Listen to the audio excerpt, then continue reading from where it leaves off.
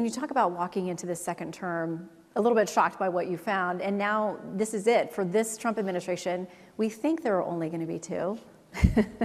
We'll have to see what the president says in his latest tweet about that. But assuming this is it, where do you go knowing you've got the clock is ticking on less than 4 years to actually get this done? Well, that's, our scarcest resources. Political capital is not our scarcest resource. You can always build it. Time is our scarcest resource. And so that's why we are going at it with everything we've got and trying to bulldoze bureaucracy where it exists. That's why I do as much as I can to actually see things as they are on the ground, because I come away with the complexity of the situation. It's not here. We haven't gotten to this point because there were clear, easy solutions, but we believe that we can fix this, and we have very, very innovative thinkers, and we've got a great team in place, and I think we'll be able to make progress. Okay, before we leave the national security strategy, I want to read an assessment from the New York Times and get your response. They say, gone is the long familiar picture of the United States as a global force for freedom, replaced by a country that is focused on reducing migration while avoiding passing judgment on authoritarians, instead seeing them as sources of cash. Your response to the critique?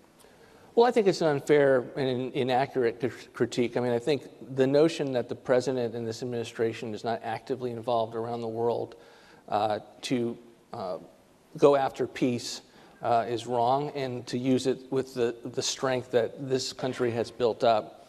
I think it's a shift, think through specifically through the filter of what is in the American national interest, and that may cause a change in how the language that we use and the extent to which we view certain things in our interest. I mean, there's a priority for the Western Hemisphere.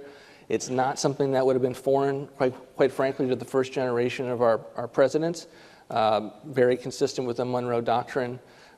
We want a big maritime supremacy effort to be able to ensure that we keep sea lanes open and we can be wherever we need to be. So again, I think this president is doing diplomacy personally in a way we haven't seen in generations. And as a result, you're seeing amazing success.